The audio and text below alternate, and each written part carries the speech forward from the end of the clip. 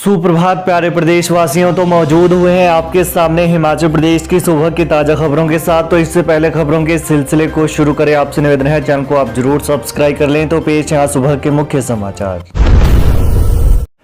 दिल्ली की आजादपुर मंडी में सिरमौर का लहसुन 135-160 रुपये प्रति किलो तक बिक रहा।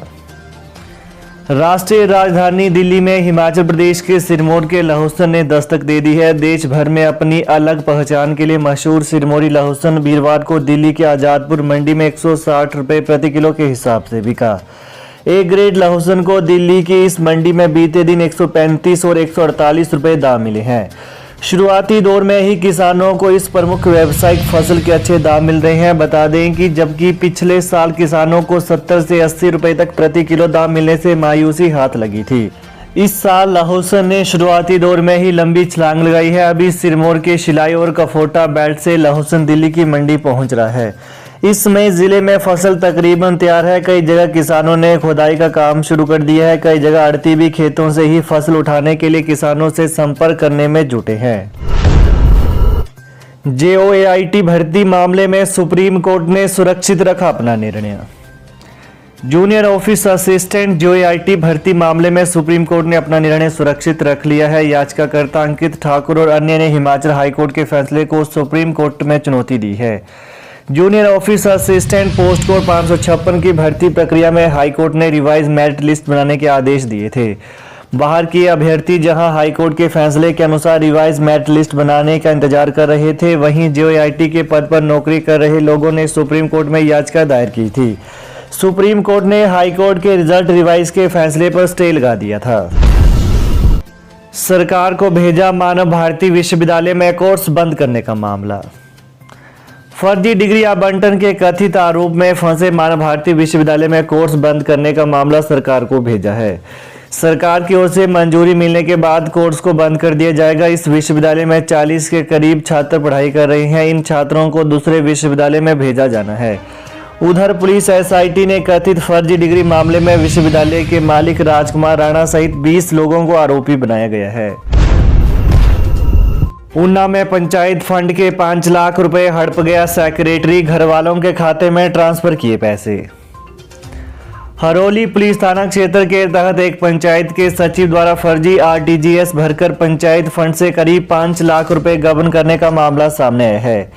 विजिलेंस ऊना ने जांच करने के बाद पंचायत सचिव के खिलाफ IPC की धारा 409, 467 व 471 सहित अन्य धाराओं के तहत केस दर्ज कर जांच शुरू कर दी है। जानकारी के अनुसार विजिलेंस ऊना के पास वर्ष 2020 में एक शिकायत आई थी कि जिसमें पंचायत सचिव पर 5 लाख रुपए के गबन करने के आरोप लगे थे।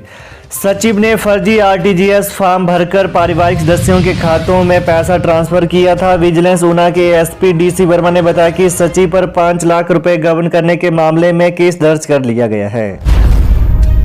CM सुक्खू बोले, विजिलेंस जांच के दायरे से बाहर लिखित परीक्षाओं के नतीजे 1 सप्ताह में होंगे घोषित।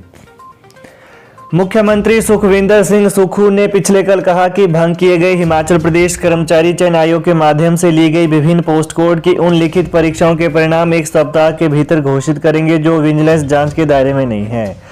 उन्होंने कहा कि उन पोस्ट कोड के परिणाम भी जल्द घोषित होंगे जिनमें विजिलेंस जांच की जरूरत नहीं पड़ेगी। वहीं CM ने कहा कि क्लास 3 के उन सभी पोस्ट कोड में भर्ती के लिए दोबारा विज्ञापन जारी करने की प्रक्रिया हिमाचल प्रदेश लोक सेवा आयोग ने पहले ही शुरू कर दी है, जिन परीक्षाओं के लिए कर्मचारी चयन आयोग ने लिखित परीक्षा नहीं ली थी। उन्होंने कहा कि जिन परीक्षाओं के लिए कर्मचारी चयन आयोग ने विज्ञापन जारी कर दिए थे और उम्मीदवारों ने आवेदन कर दिए थे, उन परीक्षाओं में आयु सीमा में छूट भी दी जा रही है और दोबारा फीस भी नहीं ली जाएगी। पंचायती राज विभाग में 450 पदों पर होगी भर्ती। अनिरुद्ध बोले, मनरेगा कामगारों के लिए भी ऑनलाइन हाजिरी। ग्रामीण विकास और पंचायती राज मंत्री अनिरुद्ध सिंह ने कहा कि ग्रामीण विकास एवं पंचायती राज विभागों में जल्द 450 नई नौकरियों का प्रावधान किया जाएगा। इसके अतिरिक्त मनरेगा में कामगारों की ऑनलाइन हाजिरी का प्रावधान किया जाएगा। शिमला में भी अन्य महानगरों की तर्ज पर हाट बाजार के लिए जगह का चयन किया जाएगा जहां पर स्वयं सहायता समूह अपने उत्पाद बेच सकेंगे और ऐसी व्यवस्था प्रदेश के हर शहर में की जाएगी। वहीं अनिरुद्ध सिंह पिछले कल पीआरटीआई क्रैगनेनो मशोबरा में ग्रामीण विकास निदेशालय के अधीन राज्य स्तरीय नोडल एजेंसी वाटरशेड द्वारा वाटरशेड विकास के तहत सर्वोत्तम प्रथाएं विषय पर राज्य स्तरीय 2 दिवसीय सम्मेलन के समापन समारोह में बतौर मुख्य अतिथि संबोधित कर रहे थे। कार्यक्रम के दौरान स्वयं सहायता समूह की महिलाओं द्वारा बनाए गए उत्पादों की पैकेजिंग में आने वाली समस्याओं पर चर्चा की गई। प्रदेश में रद्द होगा 400 शिक्षकों का डेपुटेशन, रोहित ठाकुर बोले ग्रामीण क्षेत्रों में भेजे जाएंगे शिक्षक। प्रदेश के स्कूलों में ऐसे शिक्षक जो लंबे समय से डेपुटेशन पर एक ही स्टेशन में डटे हैं, उन शिक्षकों का डेपुटेशन रद्द किया जाएगा। शिक्षा मंत्री रोहित ठाकुर ने कहा कि न केवल वर्तमान में बल्कि पूर्व भाजपा सरकार में जो शिक्षक डेपुटेशन पर गए थे उन्हें उन स्कूलों में भेजा जाएगा जहां शिक्षक कम है। ऐसे करीब 400 शिक्षक हैं जिनका डेपुटेशन रद्द किया जाएगा। इससे पहले भी इस बारे में प्रदेश सरकार के डिप्टी सेक्रेटरी ललित विक्रम जैन की ओर से सभी डायरेक्टर और डिप्टी डायरेक्टर को निर्देश जारी किए गए थे।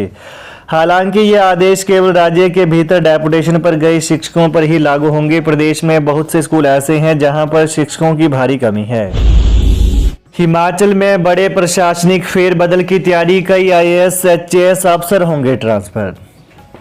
हिमाचल प्रदेश में बड़े प्रशासनिक फेरबदल की तैयारी शुरू हो गई है। जल्द ही कई आईएएस और एचएएस अफसर स्थानांतरित होने वाले हैं। मुख्यमंत्री सुखविंदर सिंह सुक्खू के शिमला पहुंचते ही इस बाबत सुगबुगाहट शुरू हो गई है। कुछ जिला उपायुक्तों सहित कई विभाग अध्यक्षों को बदले जाने की अटकलें हैं। विधानसभा के बजट सत्र और नगर निगम शिमला चुनाव के चलते बीते 2 माह से यह कवायद लंबित है। प्रदेश में कांग्रेस सरकार बनने के बाद से अभी तक उच्च अधिकारियों के महकमों में हल्के फेरबदल हुए हैं। सिरमौर, बिलासपुर, चंबा, लाहौल स्पीति, किन्नौर, हमीरपुर और सोलन जिला उपायुक्तों को कांग्रेस सरकार बदल चुकी है। मान्यता प्राप्त संस्थानों से नर्सरी टीचर ट्रेनिंग करने वाले ही होंगे शिक्षक भर्ती में शामिल। National council for teacher education NCET से मान्यता प्राप्त संस्थानों से नर्सरी टीचर ट्रेनिंग करने वाले ही प्री प्राइमरी शिक्षक भर्ती में शामिल हो पाएंगे। नई दिल्ली से लौटे शिक्षा मंत्री रोहित ठाकुर ने वीरवार को सचिवालय में पत्रकारों से बातचीत में कहा कि मान्यता प्राप्त एनटीटी करवाने वाले संस्थानों की छंटनी के शिक्षा विभाग को निर्देश दिए हैं।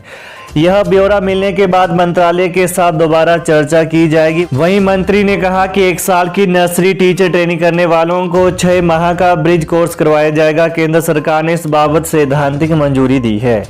एनसीईटी के निर्देश हैं कि 2 वर्ष की ट्रेनिंग करने वालों को ही भर्ती में शामिल किया जा सकता है। वर्ष 2014 में एनसीईटी ने यह नियम तैयार किया था। इससे पहले हिमाचल के हजारों लोगों ने बाहरी राज्यों में जाकर 1 वर्ष की नर्सरी टीचर ट्रेनिंग की है। ऐसे में नई दिल्ली में केंद्रीय शिक्षा मंत्री धर्मेंद्र प्रधान से मुलाकात कर यह मामला उठाया गया। वाटर सेस लगाने पर हिमाचल अड़ा, हरियाणा का साफ इनकार, दोनों सरकारों में तनातनी। जल विद्युत की 172 परियोजनाओं पर वाटर सेस लगाने को लेकर हरियाणा व हिमाचल प्रदेश सरकार में तनातनी बढ़ गई है। हरियाणा के आग्रह पर केंद्र के दखल के बावजूद हिमाचल सरकार ने अपने तेवर कड़े कर लिए हैं। सुखविंदर सिंह सुक्खू ने साफ कर दिया है कि जल विद्युत परियोजनाओं पर वाटर सेस लगकर रहेगा। हालांकि हिमाचल सरकार ने बीच का विकल्प निकालते हुए सेस को लेकर बातचीत का विकल्प भी रखा है। इसे संवाद के माध्यम से कुछ कम किया जा सकता है, लेकिन हरियाणा सरकार ने वाटर सेस को किसी भी सूरत में स्वीकार करने से साफ इनकार कर दिया है। इससे दोनों सरकारें सेस को लेकर आमने सामने आ गई हैं। हालांकि दोनों ही प्रदेशों ने भविष्य में वार्ता का विकल्प खुला रखा है। तो ये है आज सुबह के मुख्य समाचार। तो प्रदेश की ताजा खबरों को पाने के लिए चैनल को आप जरूर सब्सक्राइब करें। धन्यवाद।